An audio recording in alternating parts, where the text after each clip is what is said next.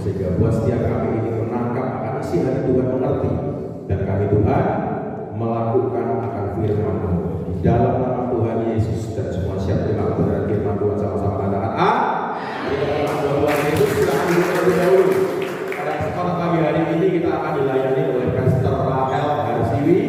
Namun sebelum beliau menyampaikan akan kebenaran firman Tuhan, ada satu kesaksian dari salah satu pengurus kami, dan beliau akan membagikan di mana cara Tuhan bukan cara kita, dan kita kasih Tuhan di dalam kehidupannya, keluarganya, dan ini memberikan impartasi dalam kehidupan manusia saudara, sehingga ketika saudara mengikut Tuhan di dalam kehidupanmu, ada satu jaminan yang membuat kehidupanmu itu bersama Tuhan melangkah sampai sebuah tujuan tergenapi.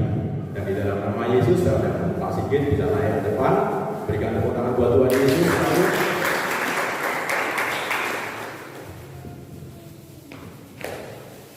Shalom, selamat pagi. Saya percaya tempat ini semua sukacita ya. Izinkan saya untuk memperkenalkan diri. Nama saya Sigit. Saya dari Semarang. Saya tim Family Blessing, dari Ministry Family Blessing ya, di mana kami bersama-sama dengan tim melayani dengan hambanya Pak Franky. Ada sedikit kesaksian dari saya. Dan saya percaya yang saya harapkan kesaksian dari saya ini bisa membangun semua dan menguatkan kita semua. Amin. Saya berangkat dari keluarga Muslim. Kakek, nenek, orang tua saya Muslim. Bersalah waktu ya. Keluarga saya ini bukan Muslim yang ibaratnya hanya KTP. Mereka menjalankan ibadah 5 waktu, tekun ibadah. Cuman saya aja yang Islam KTP, karena itu kan Islam turun-temurun ya dari kakek. Cuman saya aja yang Islam KTP, yang semuanya tekun, ibadahnya tekun. Dan singkat kata, kami pindah dari Semarang, pindah ke Salatiga, di mana kami menempati rumah yang di mana seberang itu adalah gereja. Ada satu gereja kecil. Di situ dipimpin hambanya yang namanya Pak Timotius.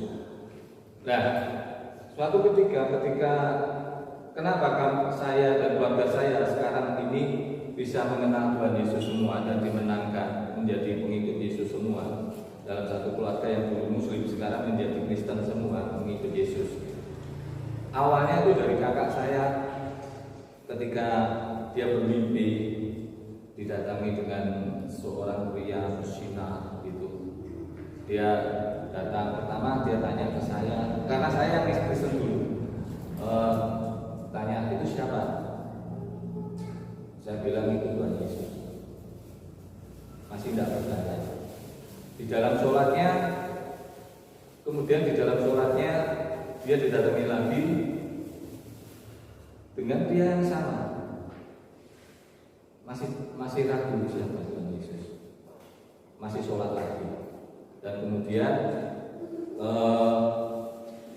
di mimpinya yang kedua, kakak saya didatangi lagi dalam bentuk suara yang artinya bahwa kamu ikut bersihkan gereja yang di seberang itu. Kakak saya tanya saya, apa ya artinya ya kalau saya datangin terus? Artinya kamu harus ikut Tuhan Yesus. Ya cerita sedikit banyak. Kakak saya mencoba untuk ikut ke gereja, di gereja seberang rumah, dan sampai sekarang akhirnya keluarga saya mengenal Tuhan Yesus semua, dari saya dulu, kakak perempuan, ibu saya, nah sekarang menjadi pengikut Yesus semua. Itu melihat Tuhan Yesus. Kalau saya menyaksikan kebaikan Tuhan Yesus itu sebetulnya di dalam keluarga saya itu banyak sekali, dan luar biasa Tuhan itu mengasihi kesaksian yang dimana untuk kami tim Family Blessing kemungkinan sudah banyak yang tahu ya. Saya hanya menyaksikan di tempat ini bahwa dulu saya itu kenal Tuhan Yesus diajak seseorang ya yang juga Kristen. Tapi orang ini juga yang sebetulnya mengajak saya membuat saya sakit hati. Saya tidak perlu sebut nama. Saya mengenal Tuhan Yesus diajak dengan si A, dan akhirnya si A ini juga yang akhirnya membuat saya sebetulnya sakit hati. Ceritanya begini, saya dari Salatiga itu akhirnya pindah lagi ke Semarang karena kami kesulitan ekonomi saat itu. Saya jual rumah kembali yang di Salatiga, saya ambil rumah kembali ke Semarang di tempat yang sama tapi berbeda RT. Saya beli rumah jelek. Rumah itu rumah, saya katakan rumah anugerah, jelek sekali rumahnya. Saya berpikir yang penting saya bisa tempatin dulu. Saya beli rumah itu dengan harga yang sangat murah sekali. Dan itu anugerahnya. Kenapa saya bilang itu rumah anugerah? Saya beli tidak punya uang. Rumah itu mau dibeli seseorang dengan harga jauh lebih tinggi daripada yang saya beli. Tapi anehnya sama pemilik rumah tidak dikasihkan ke pembeli yang berani membeli harga jauh lebih tinggi. Dan itu diberikan ke kami, keluarga saya. Saya membayar, dia berkata begini. Saya membayar. Waktu itu saya, Pak, saya belum punya uang untuk bayar. Saya hanya punya uang. Tidak apa-apa, kamu punya uang berapa? Waktu itu saya hanya punya 5 juta. Saya bayarkan 5 juta. Singkat kata, Bapak berpikir bahwa begini, Bapak mampunya berapa? Punya uang berapa? Kalau tidak mampu ya jangan diangsur dulu. Kalau punya ya nanti diangsur, tidak apa-apa. Sampai sekian lama saya baru bisa melunasi rumah itu. Dalam arti begitu, rumah itu sudah jelek. Kalau hujan itu sudah luar biasa. Saya lebih baik hujan-hujanan di luar daripada di dalam rumah. Karena di dalam rumah itu tidak ada bedanya dengan di dalam rumah kalau hujan. Orang tua saya suatu ketika, singkat cerita, ibu saya membaca Alkitab. Pekerjaannya ya hiburannya hanya itu, membaca Alkitab. Kedatangan itu tadi si A. Dia berkata, "Kowe menjenengi koyo apa, berdoa koyo apa, ora bakal bisa bangun rumah." Aneh kan? Orang yang mengajak saya untuk mengenal Tuhan Yesus, tapi dia yang mengatai seperti itu orang tua saya. Secara hati ini sakit, tapi kami mencoba. Ya sudah, memang keadaan kami seperti ini. Akhirnya ibu saya hanya memberikan jawaban singkat. Memang aku tak mampu bangun, tetapi aku percaya Tuhan cipta mungkin. Singkat cerita, dari kejadian itu tidak selang berapa lama, kurang lebih 1 minggu, ada seseorang datang ke rumah. Seseorang datang ke rumah. Dia datang, tahu-tahu, Pak, ini betul rumahnya Pak Sigit. Ya, saya bingung, Pak, saya mau ngukur rumah Bapak. Pak, saya tidak panggil tukang. Saya bilang gitu. Saya tidak panggil tukang, saya tidak ada biaya untuk, belum ada biaya untuk bangun rumah. Tidak, Pak, saya ada yang rumah berat yang memberkati. Tapi saya tidak boleh bercerita siapa yang memberkati. Akhirnya diukur, ya saya rumah diukur 2 orang waktu itu datang diukur. Selesai, seminggu kemudian datang lagi, Pak, Bapak harus menyingkir dari rumah ini karena rumah ini mau saya buka. Bingung lagi saya mau bertempat tinggal di mana. Terus Bapak tidak usah bingung, kami sudah sediakan tempatnya untuk Bapak sementara pindah rumah. Dari akomodasi, dari saya pindah rumah, saya tidak keluar sepeser. Rumah dirubuhkan, saya tidak keluar uang sepeser. Itu kemuliaan Tuhan Yesus.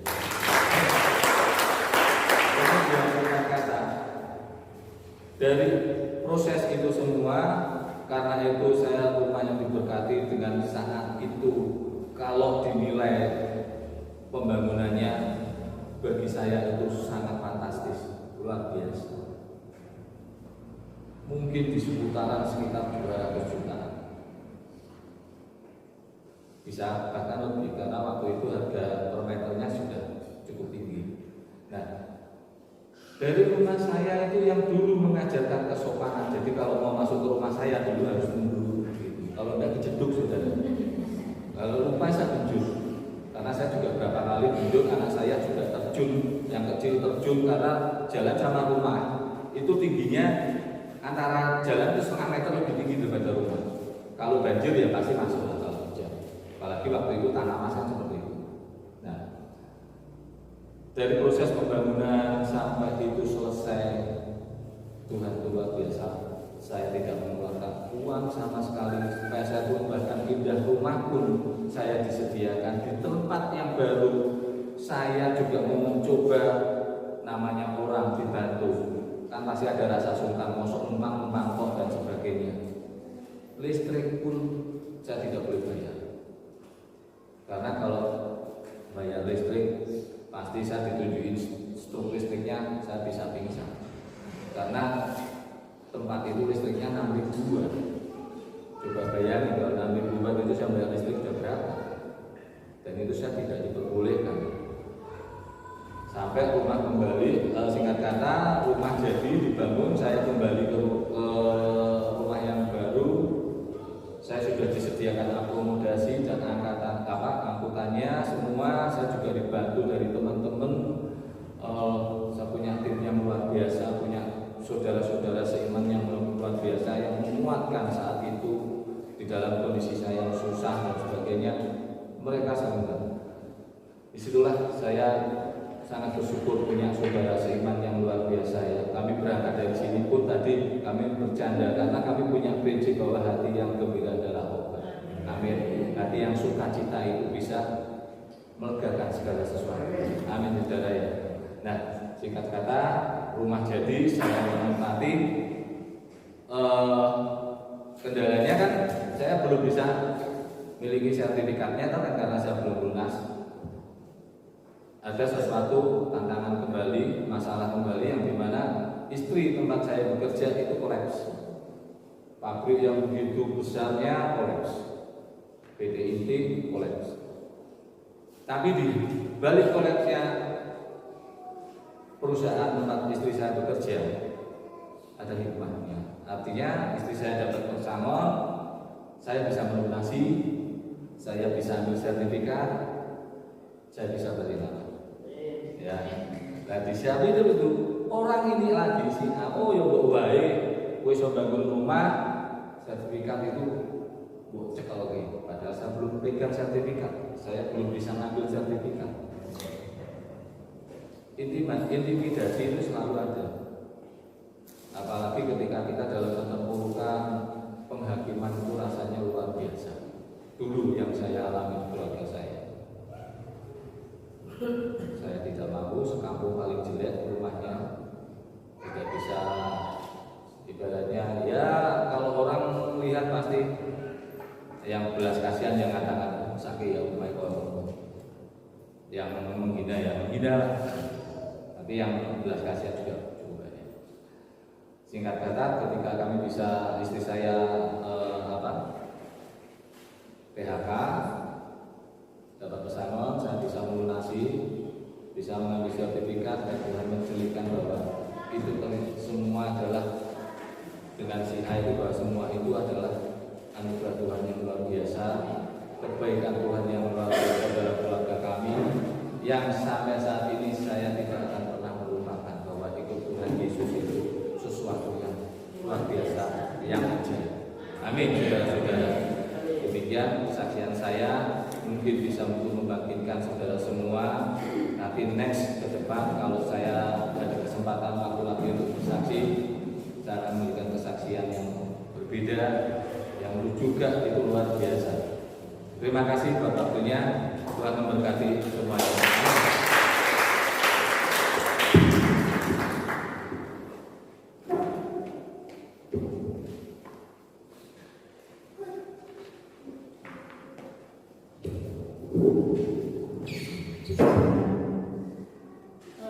Kalau dari latar belakang sama, kami sekeluarga besar memang bukan orang Kristen, ya, dari seberang. Dulu yang bertobat, yang kenal Tuhan duluan saya, baru diikutin adik, habis itu terus orang tua saya. Nenek saya belum bertobat. Yang tiga dengan bersama-sama saya belum bertobat. Nenek saya bilang, wong agamanya wong londo penting. Betul ya Pak? Kalau orang Kristen itu, agama Kristen itu katanya agamanya wong londo, nggak bakalan kamu tuh enak gitu, diberkati istilah sekarang. Tapi puji Tuhan, dengan keyakinan iman saya, dengan saya berpegang teguh sama Tuhan, sampai saat ini saya diberkati Tuhan. Walaupun jalan kami terseok-seok, walaupun mungkin grafiknya harus betul gitu ya, pelan-pelan tapi itu pasti, pelan tapi pasti. Amin. Amin. Saya ajak Bapak Ibu semuanya buka Ibrani 3 ayat 12 sampai 15. Ibrani 3 12 sampai 14 saja, sampai 14, maaf. Sampai 14. Sudah semua? Saya bacakan. Waspadalah hai saudara-saudara, supaya di antara kamu jangan terdapat seorang yang hatinya jahat dan yang tidak percaya oleh karena yang murtad dari Allah yang hidup. Tetapi nasihatilah seorang akan yang lain setiap hari, selama masih dapat dikatakan hari ini, supaya jangan ada di antara kamu yang menjadi tegar hatinya karena tipu daya dosa. Karena kita telah beroleh bagian di dalam Kristus, asal saja kita teguh berpegang sampai kepada akhirnya pada keyakinan iman kita yang semula. Amin. Bapak Ibu, hari-hari ini kita semua sudah tahu, yang ditimpa masalah, yang ditimpa krisis seperti ini bukan hanya orang dunia, itu terjadi juga, menimpa juga kita semua anak-anak. Ya. Kadang-kadang ini saya kan hidup sendiri, tidak bekerja, hanya mengandalkan Tuhan.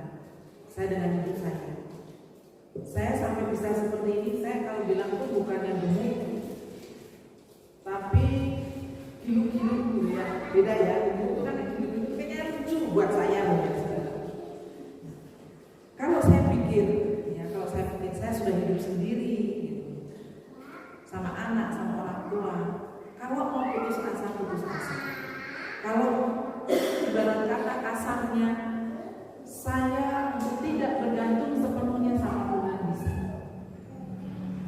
Ya, tapi saya tidak mau. Saya tidak mau murtad. Saya sudah dulu hidup di agama saya yang lama. Saya sekarang sudah mendapatkan keselamatan. Masa akan saya sia-siakan hanya karena masalah perut? Saya tidak mau. Banyak teman-teman saya, keluarga yang saya disuruh balik lagi ke Kalimantan. Udah balik aja ke Kalimantan. Kamu punya rumah, kerja apa yang ada, apa yang bisa kamu kerjakan. Tapi saya tidak mau apa ini. Saya tidak mau. Saya tetap di sini. Saya ingin melayani Tuhan. Ya, kalau saya di sana melayani Tuhan. Kalau enggak, saya menjadi orang yang tidak baik. Karena maaf sekali. Di Kalimantan itu kalau imannya tidak kuat, itu kita akan jatuh. Beberapa anak-anak yang kuliah di Semarang, dia kembali lagi ke Kalimantan, itu mungkin karena dia tidak dibimbing sama orang tua yang sungguh-sungguh dalam Tuhan. Karena pekerjaan di sana itu sedikit-sedikit pesta mesti mabuk, sedikit-sedikit pesta banyak, dan ritual-ritual pesta itu banyak macamnya. Bapak Ibu, kita yang di kota, kita yang sudah kenal Tuhan, Mari jaga iman kita, jangan sampai kita murtad. Memang kalau murtad dikatakan oh pindah keyakinan yang lain, itu mah nggak usah dicerita, itu memang sudah murtad. Tapi murtad yang saya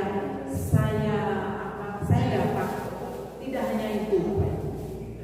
Bapak Ibu mungkin ke gereja hanya setor hidup kok, biar dilihat sama Bapak dan Ibu Gembala. Gak enak kan kalau nggak ke gereja, aku tak ke gereja. Tapi setiap kebenaran firman Tuhan yang disampaikan ada penolakan dalam hati-hati. Kita semua nggak tahu. Yang tahu saudara sama Tuhan. Masuk tahu? Nggak percaya aku. Buktinya aku seperti ini juga. Dari dulu aku seperti ini juga. Hidupku ya begini-begini terus. Mau main musik mungkin. Dilihat orang kalau pemain ini kan seperti artis ya, Bapak Ibu ya. Pintar main musik, tapi dia menyangkal apa yang dia lakukan. Itu juga hati-hati. Pemimpin pujian itu juga hati-hati. Karena lama-lama apa yang kita alami, apa yang kita kejadian-kejadian apa yang kita alami, ketidakpercayaan kita kepada Tuhan itu sedikit kita juga akan menjadi. Oleh sebab itu mari firman Tuhan katakan, nasihati satu dengan yang lainnya. Selagi masih dikatakan hari ini bukan hari besok, hari ini. Bapak Ibu mungkin di sini salah satu jemaat ada yang tidak datang. Mari kunjungi. Itu pekerjaan saya dulu sama suami. Saya itu mungkin sekian orang saya yang sering ngabsenin jemaat. Jadi saya tuh punya buku gitu, buku tulis. Saya kasih tanggal, saya absenin nama-nama yang tidak datang hari ini. Betul, itu saya tulis. Keluarga ini saya tulis. Terus nanti saya kasihkan ke suami, Pak, nanti yang tidak datang ini. Saya kunjungi. Di sini enak Bapak Ibu. Kalau kunjungan jalannya mulus, hujan pun enak, tidak becek. Kalau kami di sana, kalau kami kunjungan, besuk apa istilahnya itu besuk jemaat, kalau hujan, aduh, mau berteduh di mana orang semua hutan karet. Kalau sudah jalannya becek, sedang pelebaran jalan atau sudah membuat jalan baru, itu lumpurnya minta ampun. Dan ban itu tidak hanya manusia yang pakai rantai, ban juga pakai rantai. Mungkin Bapak Ibu, khususnya orang-orang kota, masuk dan dikasih rantai terus piye? Saya juga pertamanya nggak tahu. Saya lihat, begini, kayak dijalin gitu Bapak Ibu. Dan itu baru bisa jalan, baru bisa naik. Itu pun yang bonceng ketar-ketir. Karena saya beberapa kali jatuh, persis seperti pisang goreng kalau sudah jatuh ke dalam kubangan. Coklat semua. Dan kalau sudah coklat semuanya kan ya nggak mungkin kita datang ke jemaat dengan seperti itu. Kita cari sungai yang tidak dalam. Kita bersih-bersih. Mari Bapak Ibu, umat Tuhan yang dikasihi Tuhan, bantu Bapak Ibu ya. Yang tidak datang hari ini, temanku siapa ya? Jemaatku siapa ya? Nasihati. Kalau dia banyak unek-unek, jangan Bapak Ibu saudaraku nambahin. Memang ini ya macam-macam ditambahin. Sampai begini. Karena saya mengalami ya. Jangan, mari kita nasihati. Nasihati satu dengan yang lainnya. Untuk apa? Kita bawa lagi jiwa-jiwa dan Bapak Ibu bersyukur, berterima kasih. Ini gedung bagusnya, bukan main. Saya dulu waktu punya gedung gereja itu rumah saya dibuat ruangan tamunya itu dibuat tempat ibadah. Itu setiap minggu seperti itu. Ini enak sudah. Saya masih lengkap di kota. Ya, mari nasihati satu dengan yang lainnya. Jangan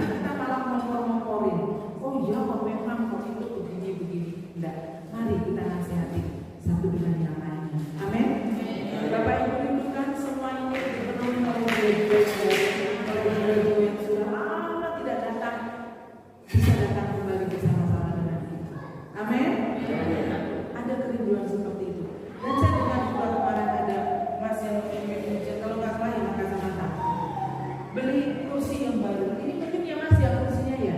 Nah, ini untuk apa? Kursi diberkati orang tergerak untuk memberkati kita. Kursi untuk apa? Jiwa-jiwa. Saya rindu ya di sini tambah banyak orang, tidak hanya ini tok, tapi lebih banyak lagi orang. Yang ibu-ibu mungkin tidak hanya ngerumpi nasihat dengan membuat apakah, ya saya begitu waktu di Kalimantan datang 1, 2, 3 ibu, nanti tuh dari tetangga-tetangga yang belum kenal Tuhan juga mana kan ya, sedang buat apa tuh ini? Aku tak ikut boleh nggak? Nah, Bapak Ibu di situ bisa apa? Sambil menyampaikan, kalau langsung kebenaran itu nggak bisa, tapi lihat kebersamaan kita, kasih kita satu dengan yang lainnya. Kok orang Kristen bisa rukun seperti itu? Nggak malah ngompor-ngomporin, nggak malah menjelek-jelekkan. Kasih itu menutupi segala hal. Amin, Bapak Ibu. Ya, jadi ingat, murtad itu tidak hanya kita pindah agama, tidak hanya kita pindah agama. Kalau itu memang sudah jelas kalau itu karena dia meninggalkan Tuhan. Bapak Ibu ada di gereja, Bapak Ibu ikut aktif dalam segala hal yang ada di gereja, tapi hatinya Ibu tidak percaya, menyangkal. Biar aku seperti ini, supaya aku dilihat Bapak dan Ibu Joko kayaknya aktif, padahal di sini menyangkal. Itu juga sedikit lama-lama akan menjadi murtad, tidak percaya apa yang disampaikan di mimbar ini. Jangan sampai seperti itu Bapak Ibu. Ini akhir zaman, kata hamba Tuhan, mari kita lebih lagi. Apapun yang terjadi dalam hidup kita, mungkin ada yang belum dapat pekerjaan, mungkin di PHK, mungkin rumah tangganya kok seperti ini terus. Enggak apa-apa, itu proses dari Tuhan. Ikuti aja proses dari Tuhan. Kalau Bapak Ibu tidak mau mengikuti proses dari Tuhan, lulusnya itu susah. Lulusnya itu juga berlama-lama. Seperti orang sekolah, kalau kita tidak mau belajar, lulusnya kan juga lama. Khususnya apa? Saya melihat anak saya kuliah. Ya, ada temannya karena tidak kuat skripsi, akhirnya dia memutuskan. Padahal tinggal selangkah kan. Akhirnya dia memutuskan untuk bisa tidak melanjutkan kuliah. Tapi biarlah dengan proses Tuhan yang kita jalani setiap hari, tekun, fokus. Tuhan, aku percaya dengan kemenangan Bapak. Jaga hatiku agar aku tidak menyimpang ke kanan dan kiri. Aku terus fokus kepada Tuhan. Aku ingin diberkati Tuhan. Aku ingin berhasil. Aku ingin menjadi kesaksian hidupku, berbuah-buah. Dan buahnya itu tidak hanya kita yang nikmati, tapi orang lain juga menikmati. Tidak kita orang Kristen kok gitu ya, padu terus, bertengkar terus, sini bertengkar, sedikit bertengkar, ngasuh anak bertengkar, nasihatin anak tidak dengan mulut yang manis, teriak-teriak. Karena saya punya tetangga waktu dulu di Kalimantan, itu kalau sudah manggil anak, Bapak Ibu, maklum yang namanya di hutan, ya kan, di hutan, anaknya ini laki-laki semua, 5. Jadi kalau sudah main di sungai, itu pertama orang ini dengan tepuk tangan dari rumahnya panggung itu, di sana kan rumahnya panggung. Rumah saya itu dari lantai 1 meter tingginya. Plok gitu. Ya nggak akan dengar orang di sungai. Habis itu apa? Pakai itu suitan yang di mulut itu. Kalau yang orang Dayak, saudaraku semuanya itu nggak bisa. Gitu. Enggak juga dengar. Akhirnya apa? Teriak. Itu sekomplek itu sampai dengar semuanya. Sampai pernah ditegur sama suami saya. Kebetulan dia ini masih keluarga. Kamu kalau manggil anak jangan seperti itu. Datangi. Jangan teriak-teriak sampai seberang jalan pun kedengaran. Jangan sampai seperti itu, Bapak Ibu ya. Banyak nanti orang malah, oh orang Kristen kayak gitu loh jebule. Ya, oh gitu loh. Kalau menasihatin anak, jangan. Mari hidup kita tambah hari, tambah manis, tambah cinta Tuhan. Iman kita jaga, api kita jaga. Jangan sampai kita rusak.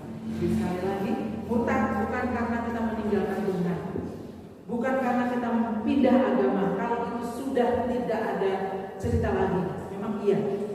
Tapi kalau Bapak Ibu menyangkal percayaan kebenaran firman Tuhan yang disampaikan siapapun di atas mimbar ini, itu ya berdecak mulutnya. Alah, nah, itu tuh sudah ada penyangkalan sedikit. Kalau pengertian saya, ada penyangkalan sedikit, ada ketidakpercayaan kepada Tuhan. Kita aja dinasihatin orang tua. Orang tua saya itu galak, disiplin orangnya. Jadi kalau anak-anaknya dimarahin, itu harus diam, tangannya sedeku di bawah, dan harus mata melihat bapak saya. Kalau ada yang orang Kalimantan bilang itu plak-plak gitu saudara, lihat sana, lihat sini, itu mesti mata. Itu orang tuanya sudah tahu. Berarti dia tidak menghormati nasihat orang tua, apalagi dengan Tuhan. Jadi mari Bapak Ibu semangat. Bapak Ibu harus jaga iman kita. Ya. Jangan sampai kita percaya seperti ini, ujung-ujungnya kalau kita dipanggil Tuhan, Bapak Ibu sadar sendiri, sia-sia kepercayaan kita. Decakan itu didengar Tuhan. Ya, kami Lenos kan biasanya orang dewa gitu ya. Soal kamu juga seperti itu, kamu juga hidupnya seperti itu. Jangan menilai orang lain, nilai hidup kita sendiri. Karena masuk surga itu gak gandeng-gandengan. Biar suami istri, Pak Joko dan Bu Joko gak gandeng-gandengan. Yuk sayang yuk, itu gak ada. Sendiri-sendiri. Kalau gandeng-gandengan enak saudaraku, saya ikut suami saya aja pulang ke surga. Sudah nggak mengalami sakit, nggak mengalami susah, nggak mengalami macam-macam. Tapi ini tidak. Pribadi lepas pribadi, tanggung jawab sendiri-sendiri. Oleh sebab itu, mari sungguh-sungguh dengan Tuhan. Jangan pernah meninggalkan persekutuan dengan Tuhan, dengan saudara-saudara. Saling nasihati satu dengan yang lain. Nasihat yang baik. Jangan kompor-komporin kata orang sekarang. Jangan manas-manasin.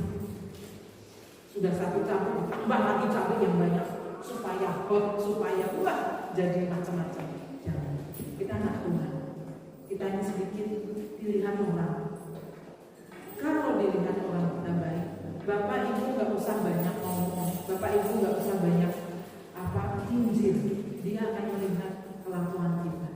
Aduh, anak Kristen ya, luar biasa baik ya. Satu dengan yang lainnya saling membantu, saling mengasihi, tidak saling menjatuhkan. Itu ciri anak Tuhan. Bapak Ibu, mari kita semangat dalam melayani Tuhan. Jangan pernah tinggalkan Tuhan. Apapun yang kita alami, apapun yang kita sekarang ini sedang jalani, tetap setia dengan Tuhan. Amin. Tetap setia dengan Tuhan. Jangan pernah sepelekan decakmu gitu dengan melengos dengan apa, jangan. Ya, jangan. Acuh tak acuh. Sekarang itu ya dah melayani kan nggak ada yang pimpin ujian, kalau itu aku asal-asalan. Jangan. Saya dulu kalau sudah dapat jadwal pimpin ujian itu saya 1 minggu saya temukan. Makanya saya dididik Pak Frank ini terus insan. Bu, besok ini ya, Bu ini. Aduh, kadang-kadang saya nggak bisa tidur saudara. Padahal ada pimpin ujian toh. Tapi saya karena saya ingin apa ya? Ingin belajar. Saya ingin belajar. Apa yang Tuhan mau? Walaupun sepele kayak pimpin ujian orang, ujian banyak kok. Tinggal pilih aja toh. Kalau Tuhan nggak suka, kalau Tuhan nggak berkenan, buat ujian kita, suaranya kita bagus yang kayak apa? Hadirat Tuhan. Tapi kalau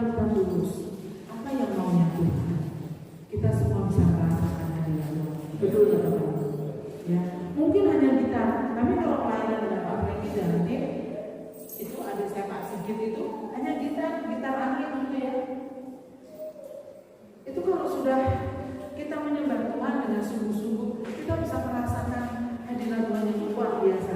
Seperti kemarin, hari Minggu ya Pak, seminggu yang lalu, seminggu ini, kami memuji Tuhan dengan luar biasa.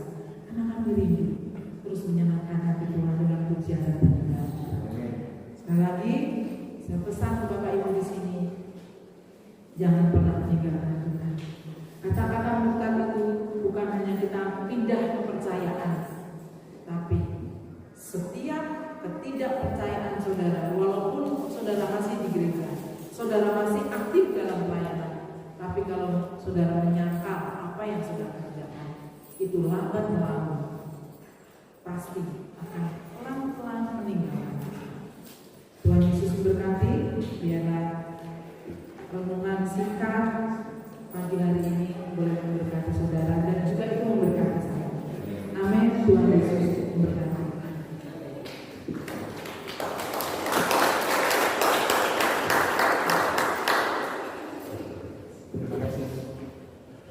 Terima kasih Ibu, luar biasa. Bapak Ibu yang dikasih Tuhan, singkat padat jelas. Amin. Jadi Bapak Ibu yang dikasih Tuhan yang saya tangkap, ya, jadi banyak sekali orang itu murtad. Murtad itu tidak hanya pindah agama Kristen ke Islam, tapi murtad itu tanya pada diri kita. Kadang-kadang kita menerima firman itu juga bisa dikatakan murtad, ya. Istilah itu tadi melengos, ya, boso Jawa ini melengos, itu tidak percaya, ya. Ini dikandani tidak memperhatikan, ya. Jadi dia main sendiri itu dan tidak percaya. Nah, dari itu Tuhan, mari kita akan latihan peka terhadap suara roh. Ya, latihan peka terhadap suara roh. Nah, sehingga Bapak Ibu yang dikasih Tuhan, saudara itu akan tunduk dan saudara akan memperhatikan pembicaraan orang. Itu sudah menghormati. Tapi di waktu saudara sedang melengos, itu saudara tidak menghormati lagi. Istilah itu adalah murtad di depan. Nah, Bapak Ibu yang dikasih Tuhan, terima kasih atas penyampaian yang sederhana, tapi kita bisa menerima arti yang sesungguhnya. Ya, jadi kekristenan itu sebenarnya tidak berat, sepanjang kita terima dengan baik, ya, dengan baik. Jadi Bapak Ibu yang dikasih Tuhan, mari kita akan belajar pada keluarga. Suami berbicara, istri menghormati. Istri berbicara, suami menghormati. Itu sudah kan otomatis di dalam kehidupan kita. Kita tidak akan menghargai kalau kita ini menghargai pembicarakan orang lain. Amin. Tuhan berkati, beri kemuliaan dalam